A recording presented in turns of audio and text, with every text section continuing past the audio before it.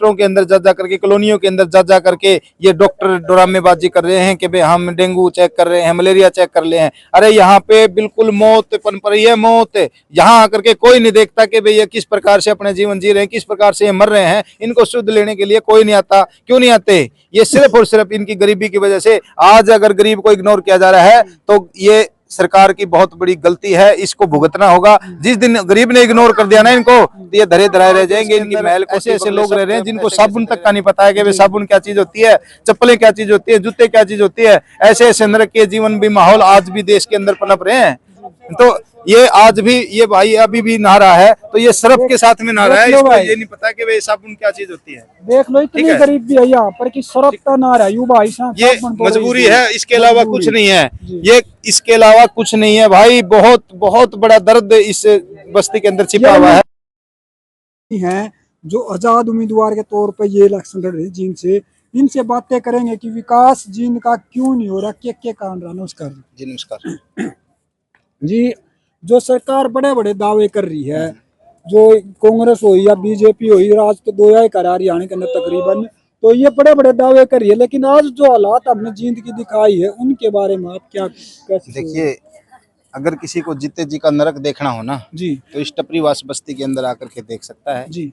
आज इस भारतीय जनता पार्टी ने और कांग्रेस ने जिस प्रकार से लूट खसोट मचा करके लोगों को नरकीय जीवन जीने के लिए मजबूर कर रखा है, जिस प्रकार से इन लोगों की अनदेखी करी है, आने वाले समय के अंदर इनको इतना बुरा पाप लगेगा, इनको ऐसा भुगतना पड़ेगा, इनकी ऐसी तैसी होने वाली है। मैं आपको बताता हूँ कि भाई अगर इन लोगों ने सुध नहीं ली तो इन लोगों की जो दुर्गति होगी ना, ये लोग जिस दिन खड़े हो गए, ये अपनी वाली पे आ गए, तो इन लोगों की जो ऐसी तैसी ऐसी करेंगे, इन लोगों को बहुत बड़ा अंजाम भुगतना पड़ेगा।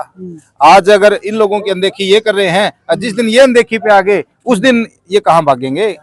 ये जो जितने बड़े बड़े महल कोठी बनाए बैठे हैं, ये बैंकों को भर रहे हैं, अपने कुंडले लगाए बैठे हैं। आज करोड़ों रुपया जो पकड़ा जा रहा है, अगर वो करोड़ों रुपए में से अगर कुछ अंश भी इन लोगों के सुख सुविधाओं पर, इनके सुधार के ऊपर लगा दिया जाए तो बताया जी, हमारे स्कूल 7 साल पहले पास 7 साल पहले पास हुआ, बना पड़ा है, सालों से ये खंडर पड़ा हुआ है। इसमें है ना सूअर भी नहीं बैठते, इस प्रकार से गंदगी मची पड़ी है, सूअर भी नहीं बैठते इसके अंदर। तो इंसानों के लिए पढ़ने की व्यवस्था क्या करेंगे ये लोग? ये किस प्रकार से लोग इन्होंने लूट खसोट मचाई है।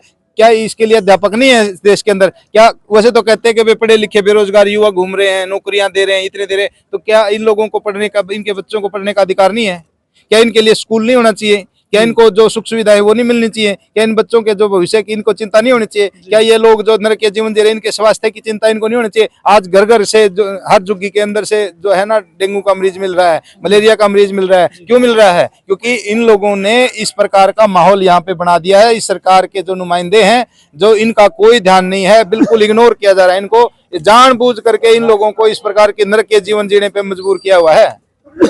ठीक है। अगर देखा जाए तो जब जैसे गांव में पानी चेक करते हैं तो महीने का पानी या कितने दिन का पानी पा जाता तो उसका चालान काट देते हैं। लेकिन यहाँ तो साल सेक्टरों में जा करके, सेक्टरों के अंदर जा करके, कॉलोनियों के अंदर जा करके ये डॉक्टर ड्रामेबाजी कर रहे हैं कि भाई हम डेंगू चेक कर रहे हैं, मलेरिया चेक कर रहे हैं। अरे यहाँ पे बिल्कुल मौत पनप रही है, मौत। यहाँ आकर के कोई नहीं देखता कि भाई ये किस प्रकार से अपने जीवन जी रहे हैं, किस प्रकार से ये मर रहे हैं। इनको शुद्ध लेने के लिए कोई नहीं आता। क्यों नहीं आते? ये सिर्फ और सिर्फ इनकी गरीबी की वजह से। आज अगर गरीब को इग्नोर किया जा रहा है तो ये सरकार की बहुत बड़ी गलती है, इसको भुगतना होगा। जिस दिन गरीब ने इग्नोर कर दिया ना इनको, तो ये धरे धराए रह जाएंगे। इनकी महल कोठी बंगले सब ऐसे कैसे धरे रह जाएंगे। एक तरफ तो सरकार कार्य हमने रोजगार और शिक्षा और सुव्यवस्था, यहाँ पर ना तो शिक्षा है, ना रोजगार है, ना सुव्यवस्था है।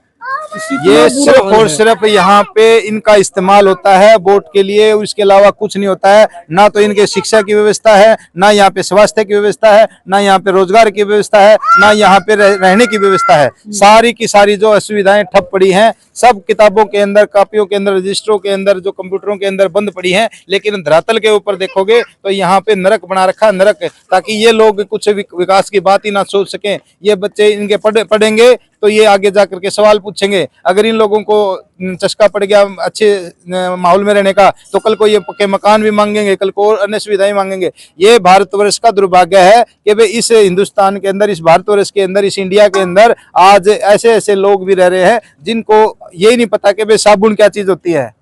ये हमारा इससे बड़ा दुर्भाग्य है। क्या विकास कर लिया हमने? अगर आज भी हमारे देश के अंदर ऐसे ऐसे लोग रह रहे हैं जिनको साबुन तक का नहीं पता है कि वे साबुन क्या चीज होती है, चप्पलें क्या चीज होती है, जूते क्या चीज होती है, ऐसे ऐसे नरक के जीवन भी माहौल आज भी देश के अंदर पनप रहे हैं। तो ये आज भी ये भाई अभी भी नहा रहा है तो ये सरफ के साथ में नहा रहा है, इसको ये नहीं पता कि वे साबुन क्या चीज होती है। देख लो इतनी गरीब भी है यहाँ पर कि सरफ का ना रहा यू भाई साहब, ये मजबूरी है, इसके अलावा कुछ नहीं है। ये इसके अलावा कुछ नहीं है भाई। बहुत बहुत बड़ा दर्द इस बस्ती के अंदर छिपा हुआ है। सरकार कहीं ना कहीं अनदेखी आएगी, इनके गरीब परिवारों के साथ धोखा करेगी। ये धोखा नहीं है, ये छल है, छल। और इस छल का जिस दिन ये बदला लेने पे जिस दिन बदला लेने पे आगे, उस दिन आप लोग देखना कि एक बहुत बड़ा बदलाव जो है इस जिंद की धरती से होगा। और अब की बार विधानसभा चुनाव के अंदर आम जनता जो है जागरूक हो चुकी है, सारी की सारी एकजुट हो चुकी है और इन लोगों को जो है मजा चखाने का काम करेगी।